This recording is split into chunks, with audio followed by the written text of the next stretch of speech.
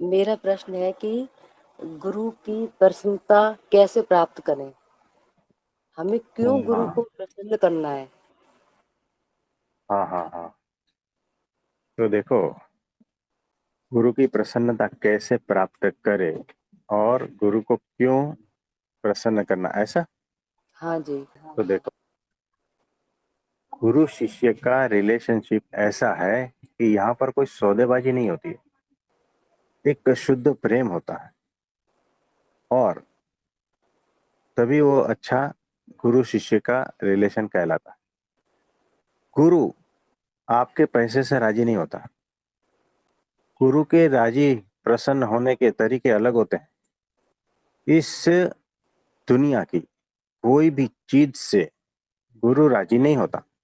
असली गुरु की बात कर रहा हूं मैं। आप उसको गाड़ी बंगला पैसा कुछ भी दो, आप उसको सम्मान दो, तो भी वो राजी नहीं होगा। बिल्कुल भी नहीं। भूल है। वहां पर उस प्रकार की सौदेबाजी नहीं होती। ये मैं क्यों कह रहा हूं कि गुरु से हमें कुछ प्राप्त करना है। हमारा लक्ष्य ये है कि गुरु से कुछ प्राप्त करना है। अब वो प्राप्त कैसे किया जाएगा? तो आप कोई भी चीज उनको दोगे ना, मटेरियल कोई भी चीज, वो उससे राजी नहीं होंगे, प्रसन्न नहीं होंगे। क्योंकि माया से पार है। माया की हर चीज आप उनको दो, प्रसन्नता नहीं मिलेगी। इसीलिए कुछ ऐसा देना पड़ेगा जिससे वो प्रसन्न हो जाए। और उनकी प्रसन्नता किस में है, वो जान लेना जरूरी है। और अगर वो प्रसन्न हो जाए तो उनके पास जो है ना, वो आपको मिल जाए। इतनी सी बात है। अब उनके पास जो है ना, वो मायातीत चीज है। माया वाली कोई चीज उनके पास नहीं।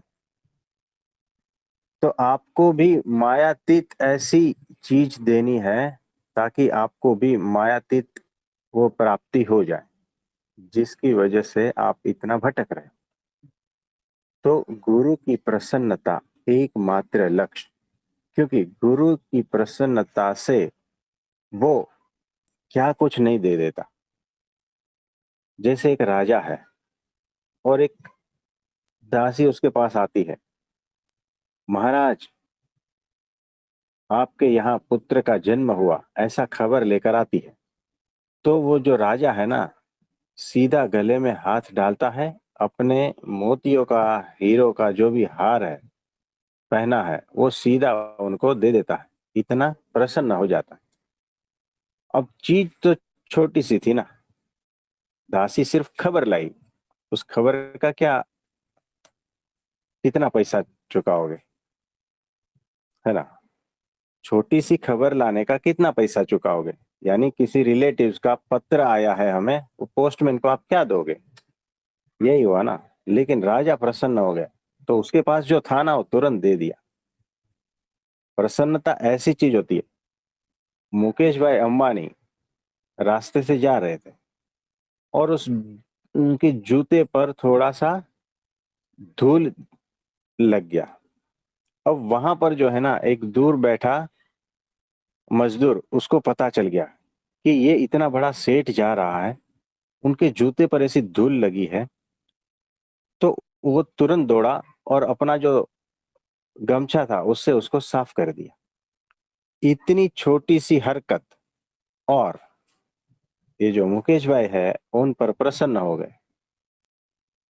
और उनके साथ जो चलने वाले सेवक थे, उनको ऑर्डर किया, इसको एड्रेस वगैरह ले लो और ये सब कुछ इसको ध्यान में रखना। फिर वो तो चले गए। कुछ दिन बाद जो है ना, गाड़ी आई, उस मजदूर को लेके गई और उनको नौकरी पे रख लिया। अच्छा खासा पगार। फिर भी वो ईमानदारी से काम करता रहा। उसको और हायर पोस्ट ऐसा दे दिया। तो ये होता है प्रसन्नता का जो है ना, मतलब ये होता है कि उसके पास जो होता है ना, वो दे देता है। तो गुरु के पास जो होता है ना, वो दे देता है। और गुरु के पास क्या है? गुरुत्व है। गुरु के पास भगवान है। वो आपको दे देता है। आप कितना भी पैसा दो ना, भगवान नहीं मिलेंगे। आप कितना भी पैसा दो तो भी गुरुत्व प्राप्त नहीं होगा। तो वो कौन सी चीज है जिससे वो प्राप्त हो, जिससे वो प्रसन्न हो? गुरु के पास से अगर कुछ पाना चाहते हो ना, तो उनकी प्रसन्नता के बगैर कुछ भी पाओगे नहीं, इतना याद रखना। आप पैसों के ढेर लगा दोगे ना, प्रसन्न नहीं होंगे। तो सबसे पहले ये बात जानना जरूरी है कि गुरु किस प्रकार से प्रसन्न होते हैं, गुरु क्या चाहिए गुरु को, और उनकी खुशी किस में है, उनकी मर्जी किस में है, ये जानना जरूरी है। तो आपका कोई एक सेवा का गुण है जिसकी वजह से गुरु अत्यंत प्रसन्न हो जाते हैं और उनको वो दे देते हैं। तो वो जब प्रसन्न होते हैं तब अपना, अपने पास जो है गुरुत्व वही दे देते हैं, अपनी निर्दोषता दे देते हैं, आपके सारे दोष हटा देते हैं और परम पद की प्राप्ति हो जाती है। गुरु की प्रसन्नता से अद्भुत कार्य हो जाता। तो ये याद रखना। और प्रसन्न कैसे होंगे कि जैसे जैसे आपके भीतर से दोष हटते जाएंगे ना, और गुण आपके भीतर विकसित होते जाएंगे ना, सिर्फ उसी से ही गुरु प्रसन्न होते हैं। यानी मैं सिंपल एग्जांपल दूं कि अब 2 दिन पहले एक बहन जी ने हमें अपने घर की बात बताई थी कि घर में बहुत कलेश होता है और बहुत सारा प्रॉब्लम्स है घर में, पैसे का भी है, बच्चों का भी है, हस्बैंड का भी है, और ये सारा कुछ। तो उनकी व्यथा देखकर हमने प्रार्थना की थी और उनको एक आज्ञा दी थी कि 10 मिनट स्वामी नारायण स्वामी नारायण स्वामी नारायण ऐसा मंत्र जप करना। अब महीने भर के बाद में अगर आके वो हमें बताते कि आपने जब से बोला है हम स्वामी नारायण मंत्र का जप करते हैं, इतनी बात सुनते ही प्रसन्नता प्राप्त हो जाती है गुरु की, और उसके भीतर से आशीर्वाद निकल जाते हैं और उनका और अच्छा होने लगता है। तो अगर वो बहन जी रेगुलर, सिर्फ छोटी सी बात है ना 10 मिनट की, 24 घंटे में से 10 मिनट निकालना, उतनी ही आज्ञादी है और कोई आज्ञादी नहीं। अगर उतनी बात मान जाते हैं और रेगुलर उसको फॉलो करते हैं तो उससे अत्यंत प्रसन्न होते हैं गुरु। वो बहन जी अगर लाख रुपया हमारे सामने रखे तो हम प्रसन्न नहीं होंगे। गुरु की मर्जी को समझो, गुरु क्या करने के लिए आए हैं वो उसको समझो। गुरु किसी भी तरह से उसके घर में शांति हो उसके लिए प्रयत्नरत है। गुरु को आपके जीवन में शांति चाहिए, आपके पैसे नहीं चाहिए। आप समझे? गुरु को आपके पैसे नहीं चाहिए।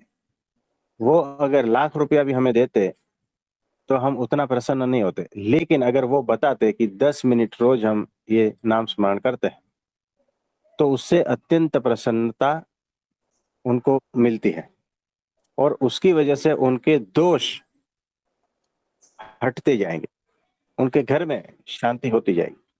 और अगर हमने कहा कि आपको जब क्लेश होता है, जब झगड़ा होता है तो आप चुप रहना, उतनी आज्ञा का पालन किया तो अत्यंत प्रसन्नता प्राप्त हो जाएगी और उनके जीवन में परिवर्तन आना शुरू हो जाएगा।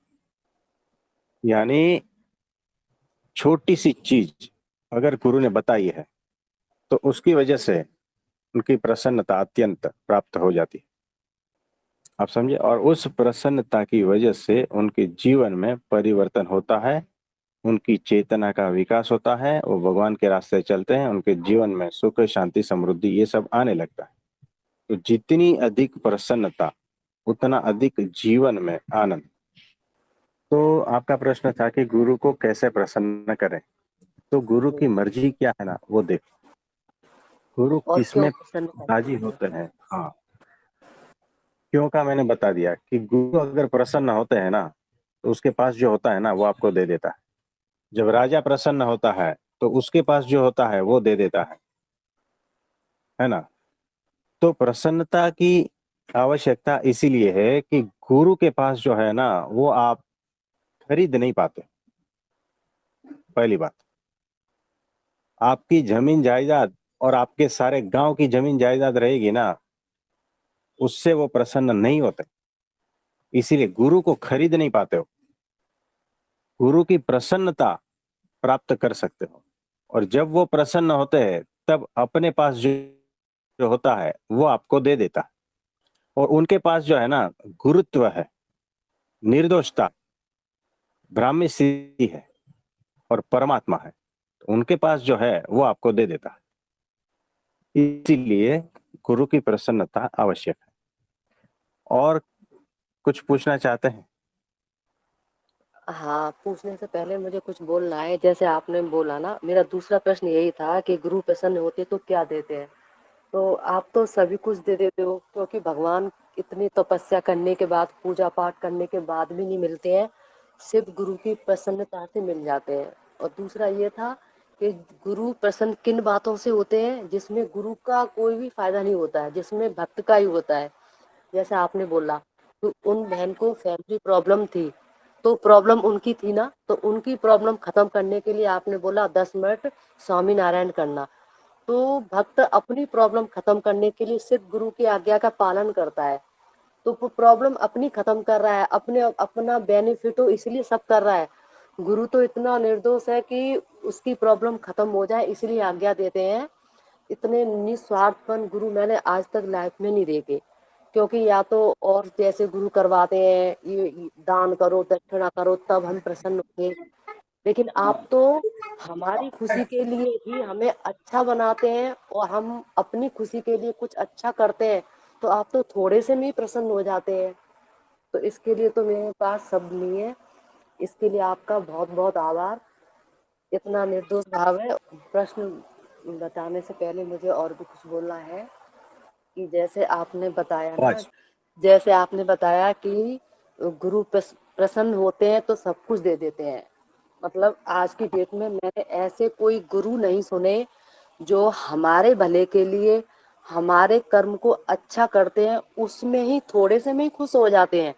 क्योंकि प्रवचन सबको ही देता है घर में शांति रखो, लेकिन ये कोई नहीं कहता है कि घर में शांति रखो, मेरी आज्ञा का पालन करो तो सब कुछ दे देंगे। दे देंगे नहीं, दे देते हैं। तो ये अद्भुत गुरु हमें मिले हैं, इसके लिए आपका बहुत बहुत आभार। और प्रार्थना करती हूँ जैसा आप चाहते हैं वैसा हम बन जाएं। मेरा प्रश्न है कि गुरु हमें क्यों याद करते हैं, कैसे याद करते हैं। गुरु हमें याद करते हैं, तब गुरु के भीतर कैसे भाव होते हैं हमें लेकर। हाँ, तो देखो, गुरु को तो बहुत सारे शिष्य याद करते हैं, जैसे भगवान को सब याद करते हैं। लेकिन भगवान किसको याद करते हैं, गुरु किसको याद करते हैं, गुरु का प्रिय कौन है, भगवान का प्रिय कौन है, ये देखना सबसे जरूरी बात है कि आप में ऐसा क्या है कि गुरु आपको याद करे। ये मेरा प्रश्न है ना। तो गुरु को क्या पसंद है, वैसा आप हो रहे हो क्या, वैसे आप बन रहे हो क्या। जब आप ऐसे बनते हो तब आप उसके प्रिय होते हो। जैसे स्टूडेंट है, तो अगर अगर होमवर्क अच्छे से करता है, उसको सब आता है, और जैसे टीचर बोलते हैं वैसे ही करते जाता है, तो वो अत्यंत उसको प्रिय है। तो जब भी उसको याद करते हैं तब उसके भीतर क्या फीलिंग होती है कि ये देखो, ये मेरा शिष्य कितना अद्भुत तरीके से आगे बढ़ रहा है, कितने अच्छे से आज्ञा पालन कर रहा है, कितना अच्छे से सुधर रहा है, कितने गुण को सीख रहा है, अपने दोषों को हटा रहा है, ऐसा अद्भुत शिष्य है।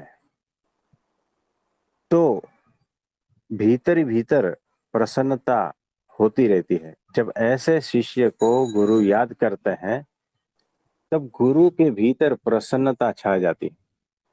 और दूसरा एक शिष्य है जो बहुत ही बदमाश है, बहुत ही झगड़ा करता है और बहुत ही दूसरे शिष्यों के साथ में मिसबिहेव करता है, किसी का ईर्ष्या लेता है, मान लेता है, कपट करता है, ये सारा इस प्रकार का कोई शिष्य है, तो उसको जब गुरु याद करते हैं, तो उसके भीतर जो है, गुरु के भीतर एक नेगेटिव भाव आता है कि अरे! ये बेचारा कौन से दिशा में जा रहा है ना?